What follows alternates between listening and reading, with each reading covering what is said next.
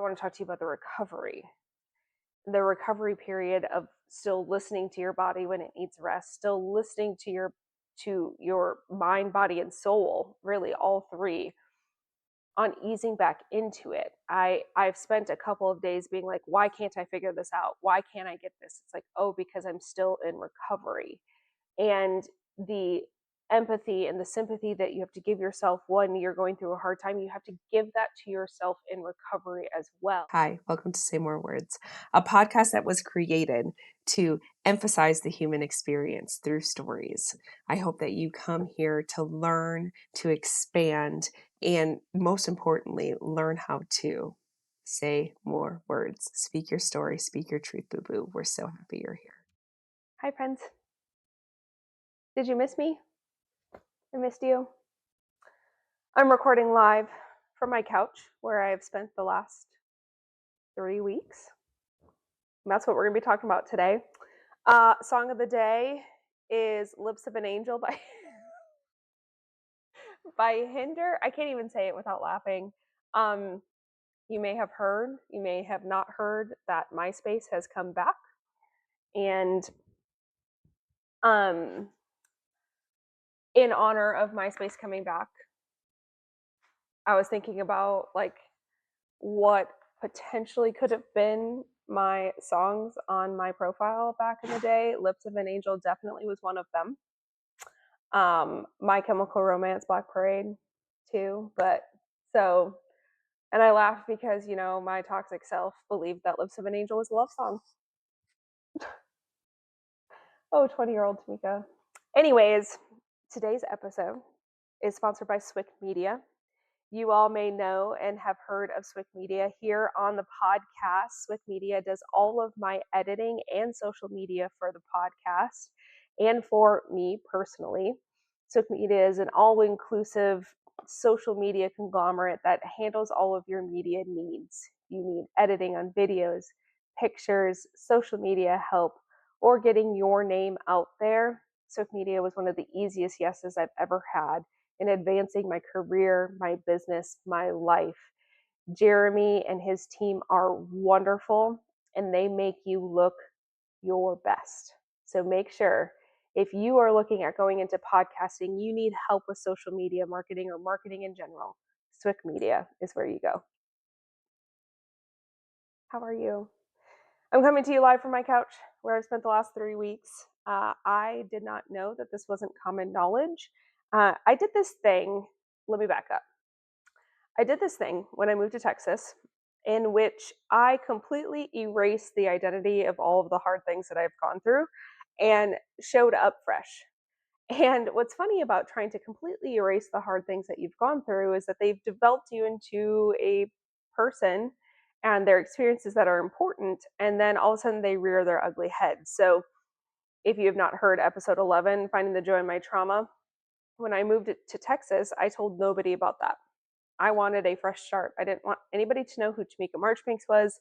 I wanted to not be the girl who had gone through something horrific. So I told nobody. And then as I've gone along in my healing journey and I've done this work and I've helped heal others, I've started telling that story more, just to show what you can survive and what you can thrive through, right? So another one of those things apparently is lupus.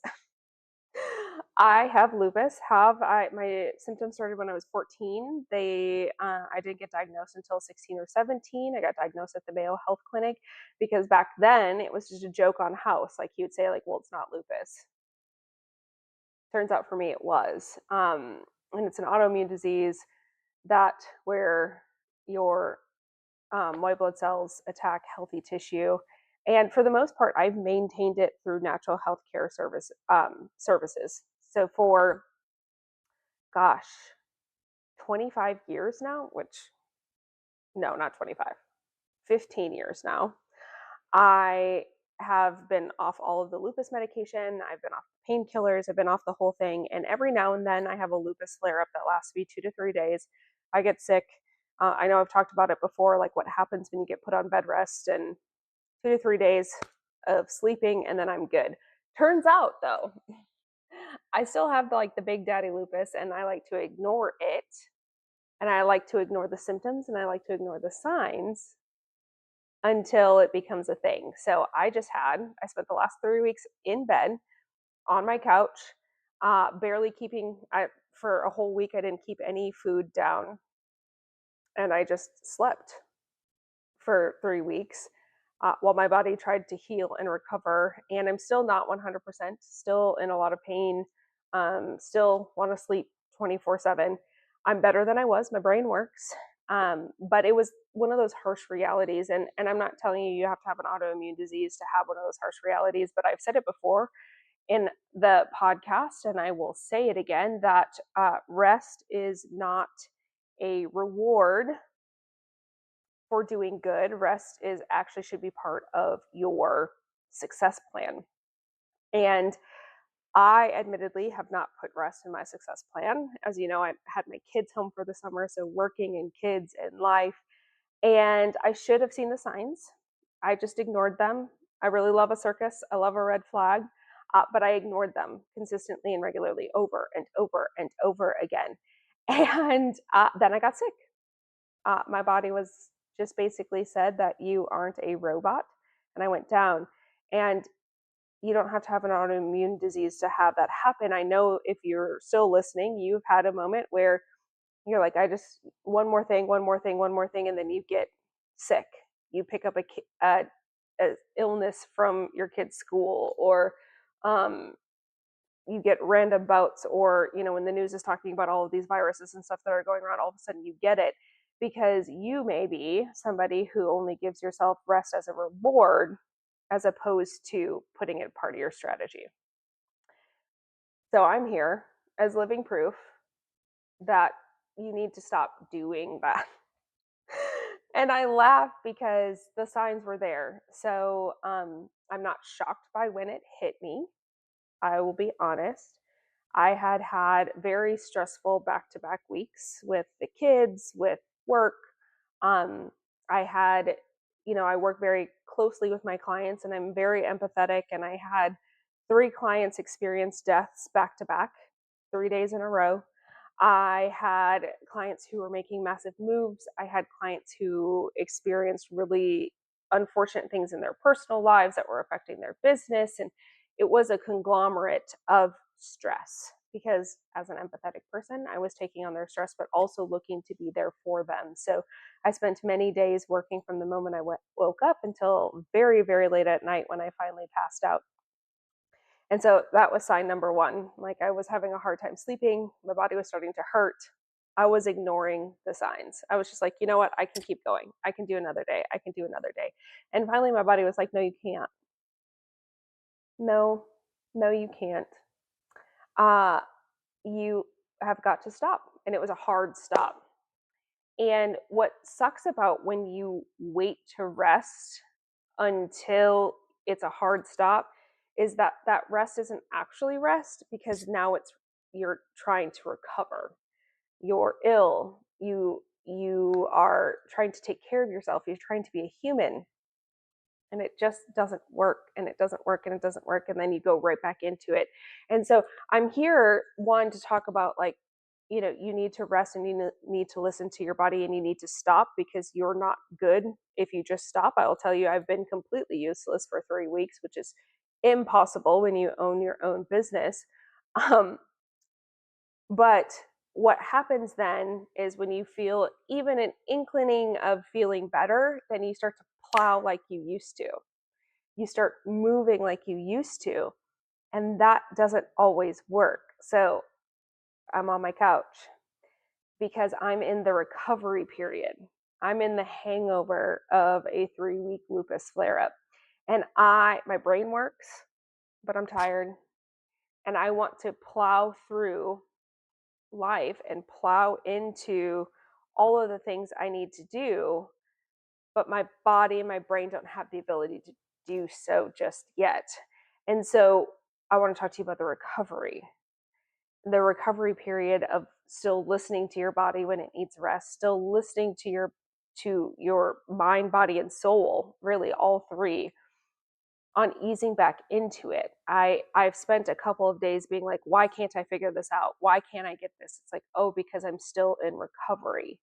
And the empathy and the sympathy that you have to give yourself when you're going through a hard time, you have to give that to yourself in recovery as well. And when you're used to being a high functioning human being, that area can be really, really hard. It can be, you can become real toxic to yourself. I'm not going to lie to you. Like, I'm real toxic to me right now because I'm like, I should be able to do this. I should be able to go. I should be blah, blah, blah, blah, blah, blah, blah. When in actuality, like, I can't.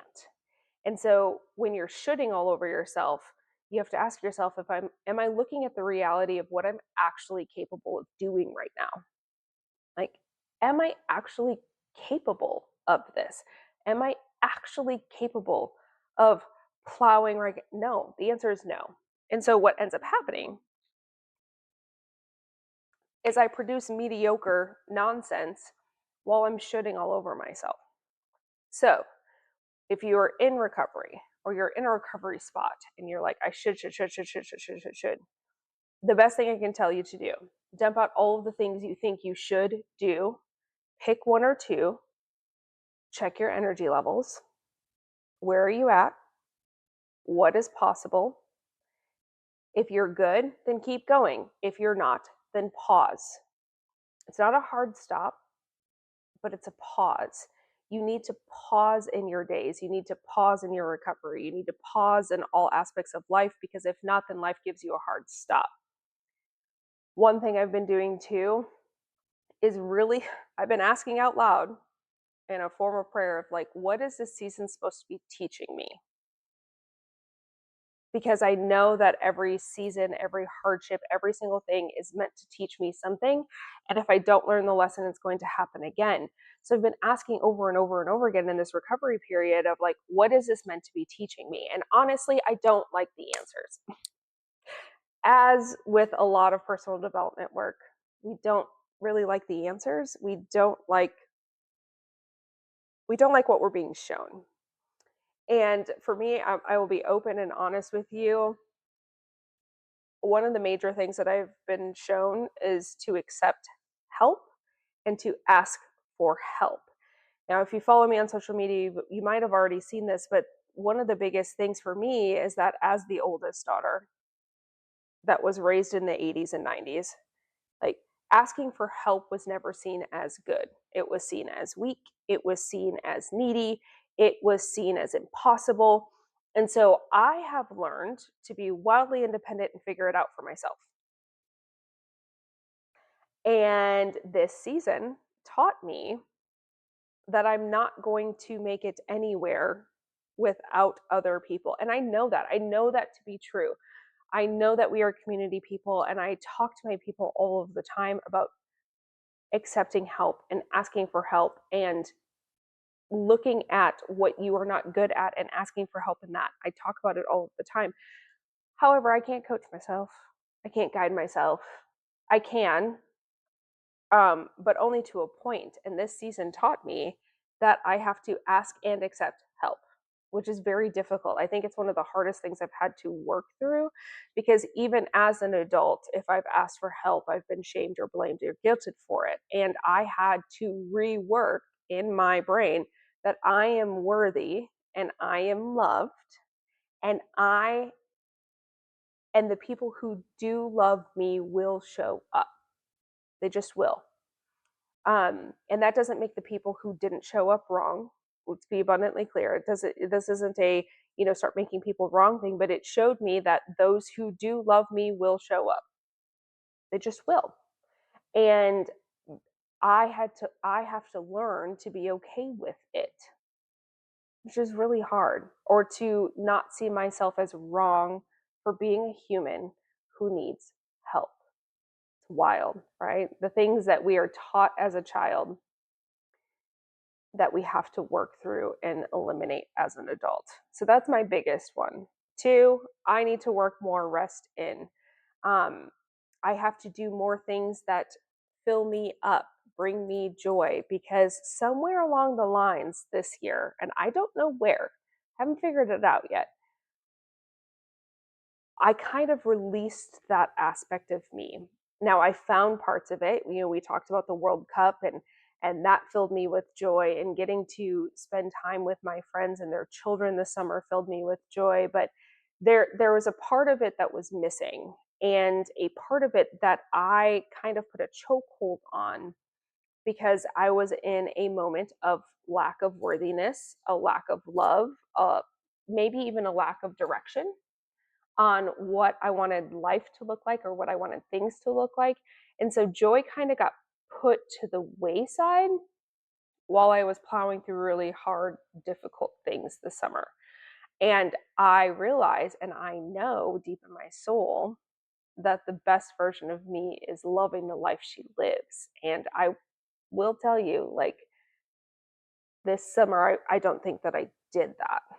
And so that was a really, really big aspect of it as well. Of course, continuing to surround myself with people who are for me, who love me, who hype me up, that support me is always one of the biggest things that shows up during this time. But what I also had to realize, along with the I am worthy, but I'm also worthy of being loved.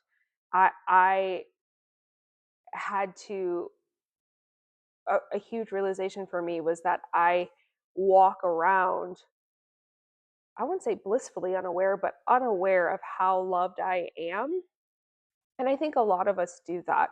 We go through the motions of every day. We plow through work and life, and we don't actually sit down and truly think about how loved and seen and cared for we are. And that was a hard one for me because I am a person who pretty regularly practices gratitude, but I realize as I'm going through my journals over the last few months, I wasn't doing that. At some point, I stopped. And because I stopped feeling gratitude and love and all of these things about my life got infinitely harder. Now, I'm not saying that your life gets hard because you aren't practicing these things. I think life gets hard because life gets hard and we're human. That's part of it. But it's easier to survive the hard when you acknowledge the good. And we don't do that. And I stopped doing that at some point. And that is very much unlike me. I think the season showed me that the habits and routines that make me me and make me keep moving forward are the ones that I easily cast aside when life gets hard. And you might be one of those people too. In fact, that's why a lot of my clients work with me, because they are those people too. And if that's you, I want you to use this. You can use my wake up call as your wake up call, that you have to start focusing on the good in order to bring more good in. It's hard. It's hard. It's hard work. Um, let's see, what else did I learn during this time? I It's funny because I've spent so much time over the last few months working out, watching that I eat, right? My issue isn't overeating, my issue is undereating. So making sure I eat and fuel my body and that I move and I work out, and I did actually my first workout this morning that I've done in the last 3 weeks. And it was just a walk, and I was winded and I was exhausted.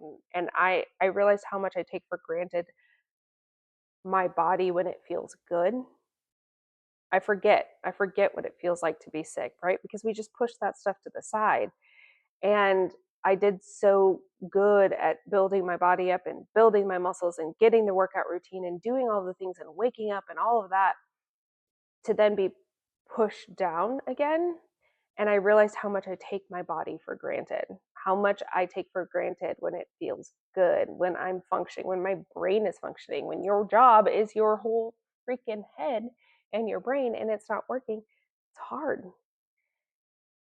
And so those are some of my biggest realizations over the last few weeks as I've been healing and growing and changing and trying to be like, okay, what is this season teaching me? This is what this season has taught me. How much my routine matters, how much having structure in my life, because having the kids home, there was no structure and 10,000 questions, right? And it's not that I don't love my children. I do love my children, but they also thrive in structure. All of us do. So we were all crazy. So now I know for next summer, we have to find structure. We have to create structure. Um, it's been a wild ride. This recovery is long. It's taking longer than I want it to, but I have a very, very, very busy fall of stages and weddings and appearances and all of these things that I have to do. So I know that I have to continue taking the time until my body says I can run. And that's another lesson too, is stop trying to fight it and allow yourself the recovery in order to keep moving forward. If you keep fighting it, you will be in recovery longer. And as somebody who doesn't really like to sit still, who doesn't really like to be trapped at home, because that's what it feels like, right? Like I'm trapped at home. It has been a huge learning curve for me to be like, okay, I can rest. I'm okay and I'm safe, because sometimes rest feels like not being safe, but I am safe here in this place to rest and recover so that this doesn't continue dragging on. I'll admit last week I tried too hard and then I slept all weekend. So now I'm like, okay, I'm going to give myself rest. I am going to pause.